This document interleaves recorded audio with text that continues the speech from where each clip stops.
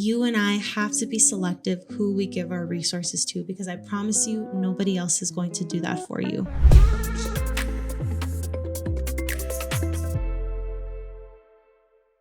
Hi family, my name is Laura Maluhi and welcome back to another episode of In Harmony, giving you light and encouragement to pursue the incredible life that God has for you. And today we're talking about a very important subject, and that is, drumroll please, simplicity. Probably not the sexiest subject you've ever heard about in your life, but it's an incredibly important one, because what if that old adage of less is more truly is true? Biblically, in our businesses, in our relationships, in our friendships. What if all of this clutter that we have in our garages, in our business, in our life, is a distraction from the true purpose that God has in your life? A study found that the average American sees over 5,000 advertisements in one day. That means that you and I, whether we're walking on the street, whether we're watching our favorite movie, whether we're scrolling on social media, are continually inundated with an exorbitant amount of advertisements telling you and I to buy more stuff, that we need to buy this product in order to look this way, that we need to drive this vehicle in order to mean something, that we constantly need to consume, and buy in order to be happy. But what do the numbers say? A study found that the average American home has over 300,000 items in it. We consume 2 times as much material goods as we did just 50 years ago. The average American home has tripled in size in the same time frame.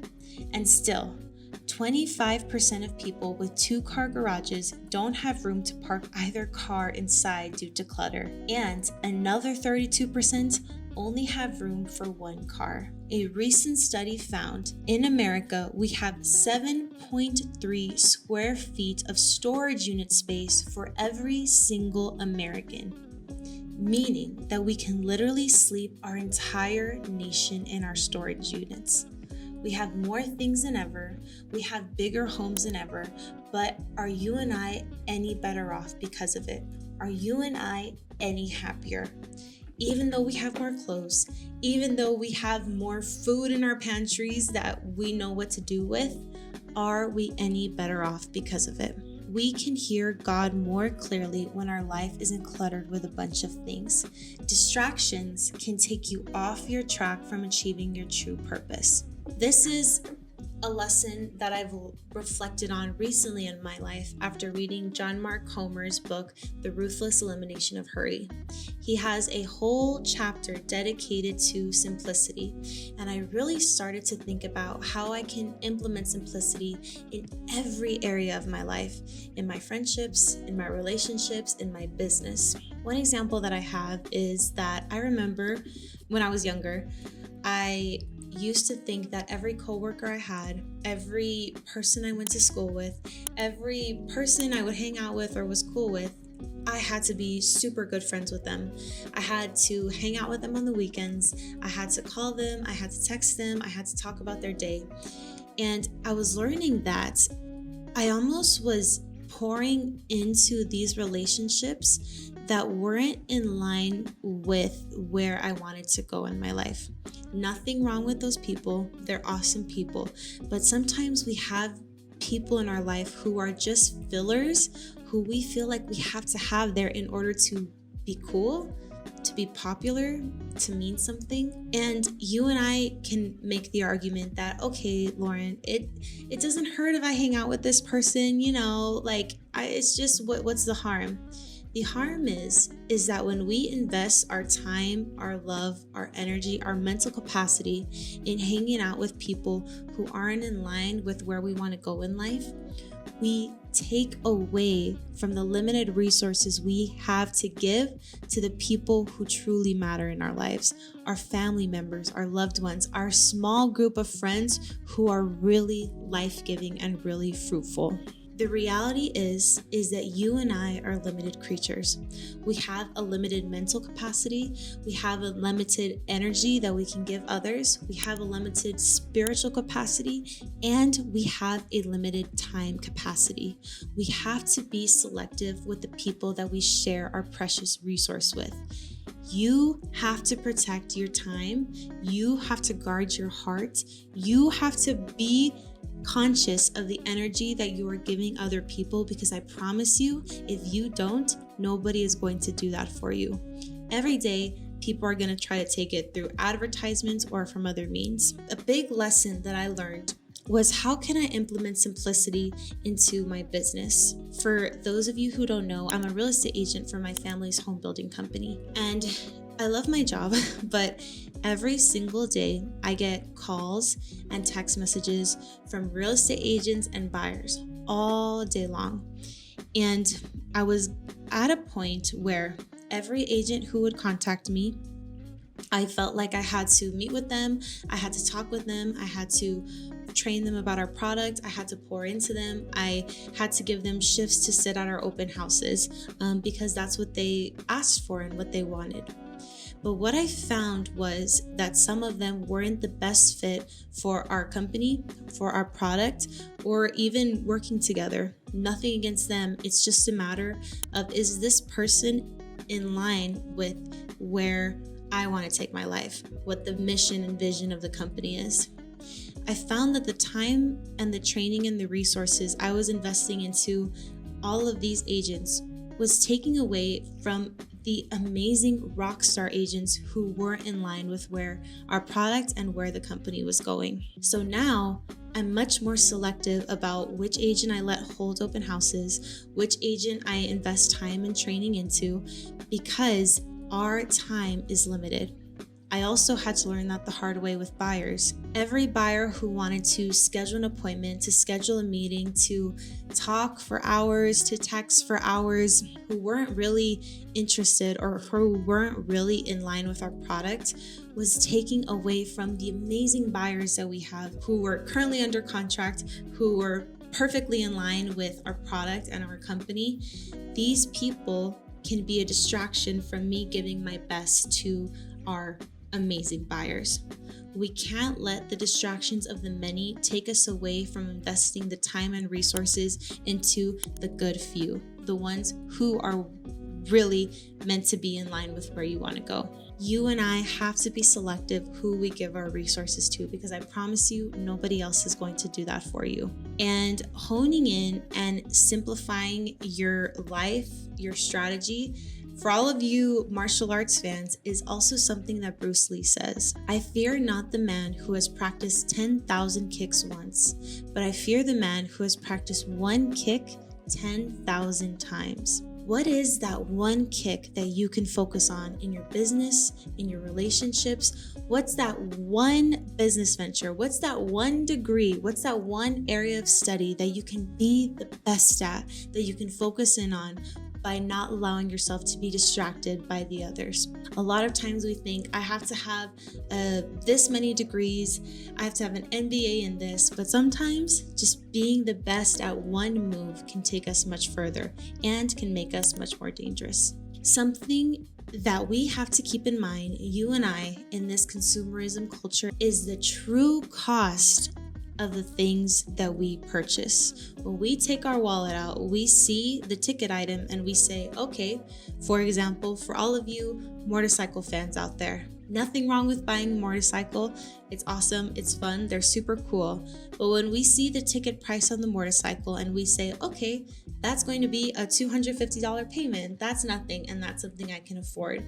We have to think what the true cost is of that motorcycle.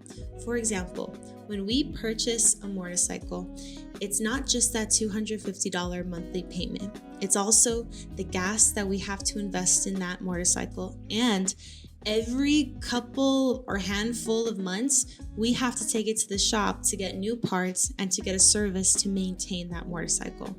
So the true cost of that motorcycle is not the $250. It's the additional hours that we have to spend at the office in order to pay for the $250, in order to pay for the gas, in order to pay for the maintenance. And those additional hours that we have to work maintaining that vehicle are hours that we take away from the amazing friends that you have in your life, from your family, from your amazing loved ones. Because we're limited creatures, we have so many friends that we hang out with. We have so many different business ventures that we want to pursue.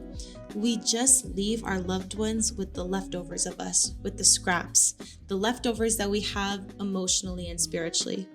No child wants their parent to come home and feel like they're not loved, like their parent doesn't care for them.